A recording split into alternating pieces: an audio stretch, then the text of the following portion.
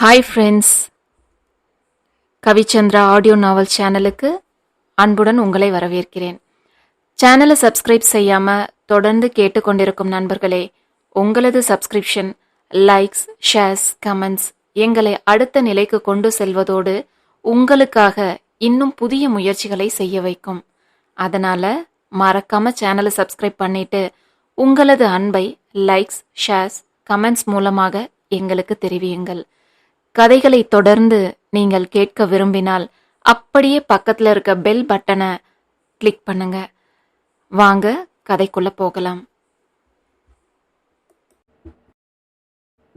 மழலை 19.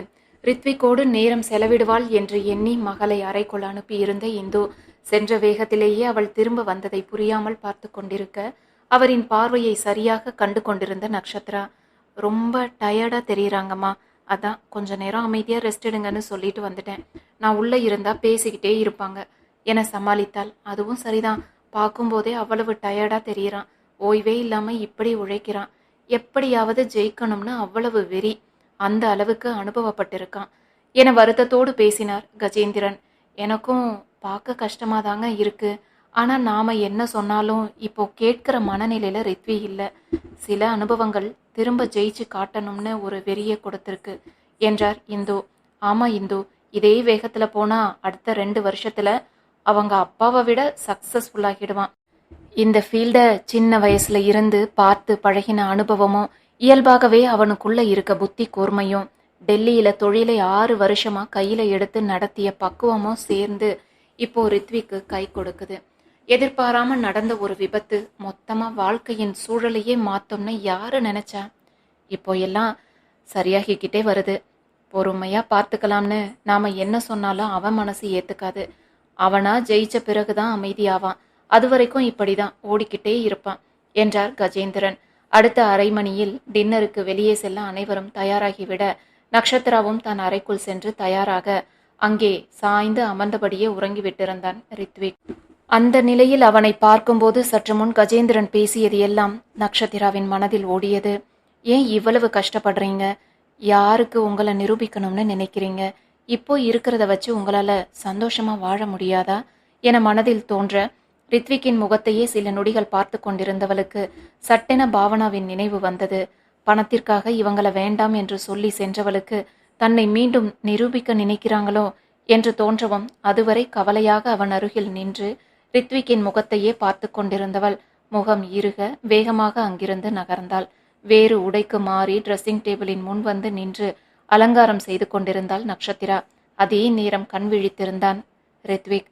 சோர்வோடு கழுத்தை நீவியவாறே திரும்பியவன் நக்ஷத்ரா தயாராக இருப்பதைக் கண்டு, எல்லாரும் ரெடி ஆயிட்டீங்களா? நான் தான் லேட்டா, அப்படியே தூங்கிட்டேன். 2 மினிட்ஸ், இதோ வந்துடுறேன் என எழுந்து கொள்ள சரி என்ற தலையசைப்போடு அறையில் இருந்து வெளியே வந்து விட்டாள் நக்ஷத்ரா. ரித்வி இன்னும் எழுந்துக்கலையாடா என்று கஜேந்திரன் கேட்கவும், இல்லப்பா எழுந்துட்டாங்க, இப்போ வந்துடுவாங்க என்றாள் நக்ஷத்ரா. அவள் சொல்லியது போலவே அடுத்த 10 நிமிடத்தில் தயாராகி ரித்விக் வெளியில் வரவும் கஜேந்திரன் டேபிள் புக் செய்திருந்த ஹோட்டலை நோக்கி 2 காரில் கிளம்பினர். முதலில் ஒரே காரில் செல்லலாம் என்றுதான் கஜேந்திரன் நினைத்தார். பிறகே வீட்டிற்கு திரும்ப வந்து ரித்விக் காரை எடுத்துக்கொண்டு அவர்கள் வீட்டிற்கு செல்ல வேண்டும் என்றால் நேரம்தான் விரயமாகும் என இந்து கூறியதும் சரி என தோன்ற தனித்தனியே காரில் கிளம்பினர். பல நாட்களுக்கு பிறகு இப்படி குடும்பமாக வெளியில் வந்து சாப்பிடுவதில் சந்தோஷமாக இருந்தாள் நக்ஷத்ரா. நேற்று முழுக்க அவளுள் இருந்த வெறுமையும் தனிமையும் இன்று காணாமல் போயிருந்தது. மூவருமே அவளை எப்போதும் போல் பார்த்து பார்த்துதான் கவனித்தனர். ஆனால் ஏனோ ரித்விக்கின் செயல்கள் எதுவும் அவளுக்கு ஒட்டாமல் மனதை உறுத்தி கொண்டே இருந்தது. அவன் இயல்பாகத்தான் இருக்கிறான் என நக்ஷத்ராவினால் நம்பவே முடியவில்லை. அனைத்தையும் பாவனாவோடு தொடர்பு படுத்தி பார்த்தே மனதை தேவையில்லாமல் குழப்பிக் கொண்டிருந்தாள் நக்ஷத்ரா. உண்மையில் இவள் அளவுக்கு கூட பாவனா ரித்விக்கின் நினைவுக்கு வருவதில்லை. இது நக்ஷத்ரா அடிக்கடி வர விரும்பும் அவளுக்கு மிகவும் பிடித்த ரெஸ்டாரண்ட். சின்ன வயதில் இருந்து அவள் இங்கு வரும்போதெல்லாம் செய்த அமர்க்கலங்களை ஒவ்வொன்றாக கஜேந்திரன் சொல்லி சிரித்து கொண்டிருக்க அந்த புன்னகை அனைவரையும் தொற்றிக்கொண்டதில் நேரம் அழகாக கழிந்தது. இன்னும் எத்தனை நாள்டா உனக்கு லீவ்? காலேஜ் எப்போ ஓப்பன் என கஜேந்திரன் கேட்கவும், அடுத்த திங்கக்கிழமைப்பா என்றிருந்தாள் நக்ஷத்ரா. ஓ, இன்னும் 1 வாரம்தான் இருக்கா என்றவர் காலேஜ் போக தேவையான எல்லாம் தயாரா இருக்காடா, இல்ல ஏதாவது வாங்க வேண்டி இருக்குமா என்றார் கஜேந்திரன். இல்லப்பா, இன்னும் எதுவும் வாங்கல என நட்சத்திரா கூறவும், சரிடா, எப்போ போகலாம்னு சொல்லு, நாம போய் என்ன வேணுமோ வாங்கிட்டு வந்துடலாம் என்றார் கஜேந்திரன். ஓகேப்பா, நான் லிஸ்ட் போட்டுட்டு சொல்றேன் என நட்சத்திரா சொல்லவும் வேகமாக அவளை இடையிட்டிருந்த ரித்விக், வேண்டாமாமா, நான் கூட்டிட்டு போய் வாங்கி கொடுக்கறேன் என்றிருந்தான். இல்ல, நான் அப்பா கூடவே என்று நட்சத்திரா எதுவோ சொல்ல வரவும், ஏன் என் கூட வரமாட்டியா நீ என்று கேலி போலவே கேட்டிருந்தாலும் அதில் ஒரு அழுத்தம் இருந்ததை நட்சத்திராவும் உணர்ந்திருந்தாள். அதில் வேறு எதுவும் பேசாமல் அவள் அமைதியாகிவிட, உனக்கு வேலையே சரியா இருக்கு, நீ ஏன் இன்னும் சிரமப்படணும் ரித்வி, நான் கூட்டிட்டு போறேன் என்றிருந்தார் கஜேந்திரன். எனக்கு எந்த சிரமமும் இல்ல மாமா என ரித்விக் சொல்லவும், அவங்க 2 பேரும் போகட்டும், அவங்களுக்கும் கொஞ்ச நேரம் ஒர்க் ப்ரெஷர் எல்லாம் மறந்து வெளியே போன மாதிரி இருக்கும் இல்ல, நக்ஷுவும் லீவு விட்டதுல இருந்து வீட்டிலேயே தான் இருக்கா, ரித்விக்குக்கும் வேலை சரியா இருக்கு, இது அவங்களுக்கு ஒரு மாற்றமா இருக்கும் என்றார் இந்து. இதில் அவரை யோசனையோடு பார்த்த ரித்விக் எதுவோ சொல்ல முயல, எனக்கு உன் சூழ்நிலை நல்லாவே புரியுது ரித்வி, நீ எந்த விளக்கமும் கொடுக்க வேண்டாம், என்னை விட நக்ஷு ரொம்ப நல்லா உன் சூழ்நிலைய புரிஞ்சு வச்சிருக்கா, நான் கூட வீட்டிலேயே தனியா இருக்காளே, போர் அடிக்குமேன்னு ரொம்ப கவலைப்பட்டேன், அவ தான் உன் பக்கம் இருந்து யோசிச்சு எனக்கு புரிய வச்சா, இவ்வளவு வேலையிலையும் அவளுக்காக நேரம் செலவழிக்க நீ நினைப்பதே பெரிய விஷயம் ரித்வி, இதுவே எங்களுக்கு போதும், அப்படியெல்லாம் மனிதர்களையோ சூழ்நிலையோ புரிஞ்சுக்காம என் பிள்ளையோட சந்தோஷம் மட்டும்தான் எங்களுக்கு முக்கியம்னு நினைக்கும் கண்மூடித்தனமான பேரண்ட்ஸ் நாங்க இல்லை என்றார் இந்து.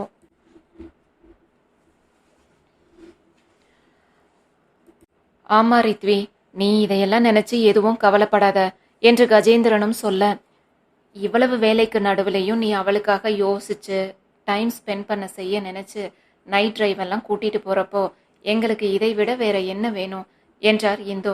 இதை கேட்டு திகைத்தவன் இந்துவை புரியாமல் பார்த்தபடியே திரும்பி நட்சத்திராவை கேள்வியாக பார்க்க, அவளோ இருவரின் பார்வையையும் தவிர்த்து விட்டு விழிகளை தழைத்து கொண்டாள்.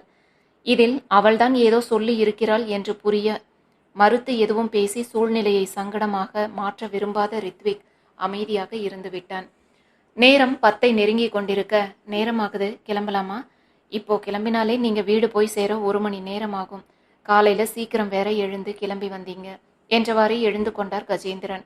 கஜேந்திரன் ரித்விக்கோடு பேசியவாறே வெளியே நடக்க, நட்சத்திராவின் கைப்பிடித்து பேசியபடியே வெளியே வந்தார் இந்து. உண்மையில் நட்சத்திராவுக்கு அவர்களை விட்டு செல்லவே மனமில்லை. இங்கேயே இப்படியே இவர்களின் அன்பில் திளைத்து அந்த கதகதப்பான கரங்களின் பாதுகாப்பிலேயே இருந்து விடவே மனம் ஏங்கியது. இவர்களை பிரிந்து கிளம்ப வேண்டும் என்று நினைக்கும் போதே அவளுக்கு கண்கள் கலங்குவது போல் இருந்தது. ஆனால் அது வேறு மாதிரியான யோசனைகளை இவர்களுக்கு உருவாக்கக்கூடும் என்பதால் முயன்று தன்னை கட்டுப்படுத்தி கொண்டவளின் முகம் வாடி போனது. அதை இந்துவும் கண்டு கொண்டிருந்தார்.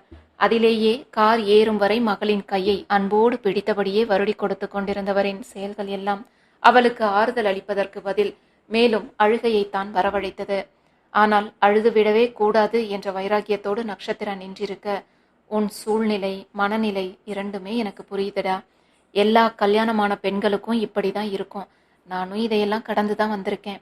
ஆரம்பத்தில் ஐயோ உங்களை விட்டுட்டு போகணும்னான்னு சொல்லும் போது பொண்ணுங்க தான் கொஞ்ச நாளைக்கு பிறகு என் புருஷன் தனியா இருப்பாரு, நான் இல்லைன்னா அவருக்கு கையும் ஓடாது காலும் ஓடாது, அவருக்கு நான் சமைச்சாதான் பிடிக்கும்னு ஒரு நைட்டு கூட அம்மா வீட்டில் தங்காம ஓடுவாங்க என்று இந்து கேலியாக சொல்லி சிரிக்க, அதற்கு இதழ் பிரியாத ஒரு புன்னகையை மட்டும் சிந்தினாள் நட்சத்திரா.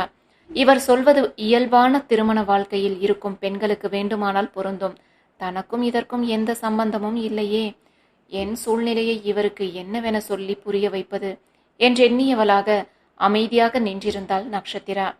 கஜேந்திரனிடம் விடை பெற்று கொண்டு ரித்விக் காரை எடுக்க, அவன் அருகில் ஏறி அமர்ந்தவள் கண்ணீர் திரையிடும் விழிகளோடு பெற்றோரை பார்த்து வார்த்தைகள் இன்றி மெல்ல கையசைத்தாள்.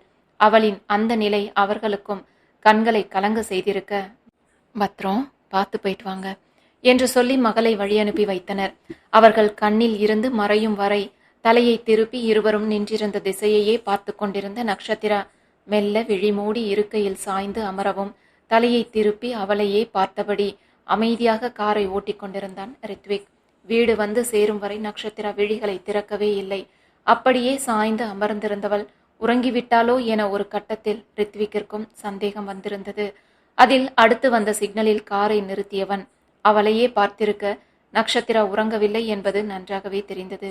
இத்தனை நாள் இல்லாமல் இன்று எதற்கு இவ்வளவு கவலை அவர்களை பிரிந்து வர என அவனுக்கு புரியவில்லை. திருமணம் முடிந்து தனியே வந்தபோது கூட இத்தனை சோர்வும் கலக்கமும் அவளிடம் ரித்விக் பார்த்திருக்கவில்லை. ஒருவேளை அப்போது அனைவரும் இங்கே வந்து 2 நாட்கள் தங்கியிருந்து விட்டு சென்றதால் அப்படி இருக்கலாம் என எண்ணியவனாக அவளின் இந்த மனநிலையை கலைக்க விரும்பாமல் அமைதியாகவே காரை கொண்டு வந்து வீட்டில் நிறுத்தினான் ரித்விக்.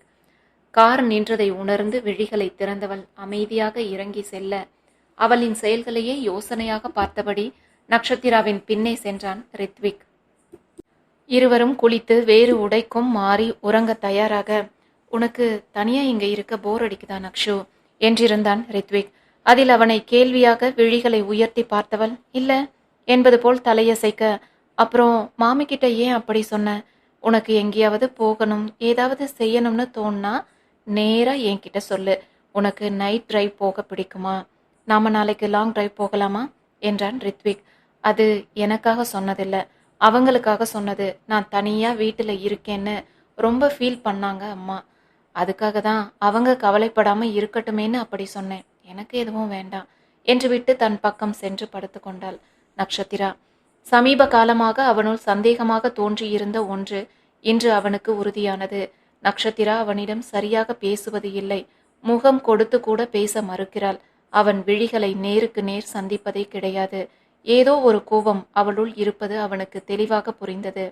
ஆனால் அது என்னவென்றுதான் அவனுக்கு புரியவில்லை. எப்போதும் இப்படி ஒரு நக்ஷத்திராவை அவன் பார்த்து பழக்கமில்லை என்பதால் இதை எப்படி சரி செய்வது என அவனுக்குமே புரியவில்லை. இதே யோசனையோடு அவள் அருகில் படுத்தவன் வெகு நேரம் உறக்கம் வராமல் விழித்திருந்து விட்டு பிறகே தூங்கி போனான். மறுநாள் காலை அலுவலகம் கிளம்பி கீழே வந்தவன் நக்ஷத்திரா சாப்பிட அனைத்தையும் எடுத்து வைத்து கொண்டிருப்பதைக் கண்டு அங்கு சென்றான். அப்போதும் அமைதியாகவே அவனுக்கு பரிமாறிவிட்டு எதிரே அமர்ந்த நக்ஷத்திராவை தயக்கமாக பார்த்த ரித்விக், உனக்கு என் மேல ஏதாவது கோபமா நக்ஷு என்றான். அதில் விழிகளை உயர்த்தி அவனை பார்த்தவள் இல்லை என்பது போல் தலையசைக்க, அப்புறம் ஏன் இப்படி இருக்க என்றான் ரித்விக். அவன் கேட்க வருவது தெளிவாக புரிந்தாலும் இப்படின்னா எப்படி என்று வேண்டுமென்றே நக்ஷத்திரா கேட்டிருக்க, உனக்கே உன் மாற்றம் புரியும்னு நினைக்கிறேன். ஏன் இப்படி இருக்க? இது என் பழைய நக்ஷு இல்ல. என் நக்ஷுவுக்கு வாய் ஓயாம பேச பிடிக்கும். ஆனா நீ பேசவே மாட்டேங்கிற. இன்னும் சொல்ல போனா பேசவே காசு கேட்ப போலவே என்றான் ரித்விக். அதற்கு விரக்தியான ஒரு புன்னகையை சிந்தியவள், மாற்றம் ஒன்றே மாறாததுன்னு உங்களுக்கு தெரியாதா என்ற நக்ஷத்திராவை புரியாமல் பார்த்தவன், அதெல்லாம் எனக்கும் தெரியும். ஆனா அந்த மாற்றத்துக்கான காரணம் எனக்கு என்னன்னு தெரியல என்றான் ரித்விக். எல்லாமும் எல்லாருக்கும் தெரியணும்னு அவசியம் இல்லையே. நீங்க அப்போ இருந்தது போலவா இப்ப இருக்கீங்க? உங்ககிட்ட மாற்றம் வரலாம், என்கிட்ட வரக்கூடாதா என்ன என்றவள் அவன் எதுவோ சொல்ல வரவும் அதை தடுத்து, பெருசா எதுவும் இல்ல, அப்போ அப்படி இருக்க பிடிச்சிருந்தது, இப்போ இப்படி இருக்க பிடிச்சிருக்கு, அவ்வளவுதான் என்றதோடு அந்த பேச்சை முடித்து கொள்ள அவள் சொல்லாமல் விட்டாலும் இதில் வேறு ஏதோ இருக்கிறது என்று மட்டும் அவனுக்கு தெளிவாக புரிந்தது. அதில் மேலும் அவளை எதுவும் கேட்டு தொந்தரவு செய்ய விரும்பாதவன், நானே அது என்னன்னு கண்டுபிடிக்கிறேன் என்றெண்ணியவனாக அமைதியாக சாப்பிட்டு முடித்து எழுந்து கொண்டான். வெளியே கிளம்புவதற்கு முன் நின்று அவளை பார்த்து, ஈவினிங் சீக்கிரம் வரேன், ஏதோ வாங்கணும்னு சொன்ன இல்ல, நாம போய் வாங்கிட்டு வந்துடலாம். என்ன வேணும்னு லிஸ்ட் போட்டு வச்சுக்கோ என்றான். வேண்டாம், நான் பார்த்துக்கிறேன் என்று மறுக்க தோன்றினாலும் சற்று முன் அவனிடம் முகத்தில் அடித்தது போல பேசியதே அவளுக்கு ஒரு மாதிரியாக இருக்க, வேறு எதுவும் மறுத்து பேசாமல் அமைதியாக சரி என்பது போல் தலையசைத்தாள் நக்ஷத்திரா. அலுவலகம் நோக்கி சென்று கொண்டிருந்த ரித்விக்கின் மனம் முழுக்க நக்ஷத்திராவை பற்றிய யோசனைகள் மட்டுமே வலம் வந்து கொண்டிருந்தது. ஆரம்பத்தில் இருந்து அவளின் ஒவ்வொரு செயல்களையும் நினைத்து பார்த்தவன், என்னாச்சு இந்த பொண்ணுக்கு? ஏன் இப்படி இருக்கா? எதுவா இருந்தாலும் முதல்ல என்கிட்ட தானே சொல்லுவா, இப்போ ஏன் எதுவுமே சொல்ல மாட்டேங்கிறா? எவ்வளவு நாளா இப்படி இருக்கா என்றெல்லாம் யோசித்து கொண்டிருந்தான் ரித்விக். அதே நேரம் வீட்டில் தனியாக இருந்தவளுக்கு அழுகை வெடித்து கொண்டு கிளம்பியது. நேற்று இரவில் இருந்து கட்டுப்படுத்தி கொண்டிருந்த கண்ணீர் மொத்தமும் கட்டுப்பாடின்றி வெளியேற எதற்கு இந்த அழுகை என அவளுக்குமே புரியவில்லை. ரித்விக்கோடு தனக்கு திருமணம் எப்போது நடக்கும் என்ற எதிர்பார்ப்பில் எத்தனை நாள் கற்பனையில் காலத்தை கழித்து இருப்பாள். ஆனால் இப்போது அது நிஜமாகி ரித்விக் தன் கணவனாக கண்முன்னே இருந்தபோதும் ஏனோ அவள் மனம் சந்தோஷத்தை உணரவில்லை. ஏதோ ஒரு வெறுமை, பெயர் தெரியாத சங்கடம் மனதை உறுத்தி கொண்டே இருந்தது. அவன் தன்னிடம் அன்பாக, ஆதரவாக எப்போதும் போல் பேச நினைப்பதும், எந்த மறுப்பும் இன்றி அவளுக்கு தேவையான அனைத்தையும் செய்ய முயல்வதும் புரிந்தாலும் அதை ஏற்றுக்கொள்ளத்தான் அவள் மனம் ஒத்துழைக்க மறுத்தது.